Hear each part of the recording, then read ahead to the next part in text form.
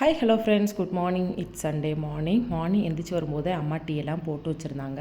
டீயெல்லாம் குடிச்சிட்டு பையை தூக்கிட்டு வெளியில் கிளம்பியாச்சுங்க. எந்திரிச்சதே லேட் அப்படிங்கிறதுனால பிரேக்ஃபாஸ்ட் எதுவும் சாப்பிடல, அப்படியே வெளியில் கிளம்பிட்டேன். எங்கே அப்படின்னா பக்கத்தில் இருக்கிற கடைக்கு தாங்க. பால் தயிர்லாம் இல்லை, சரி அதையும் வாங்கிட்டு வந்துடலாம் அப்படின்னு சொல்லிட்டு அதெல்லாம் வாங்கி ரீஸ்டாக் பண்ணிவிட்டு வீட்டுக்கு வந்து குளிச்சுட்டு கிளம்பியாச்சுங்க.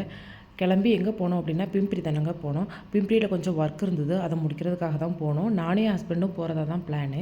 தம்பி இருந்துட்டு நானும் வரேன் அப்படின்னு சொல்லிட்டான். சரி ஓகேன்னு சொல்லிட்டு அவனையும் கூட்டிகிட்டு போயாச்சு.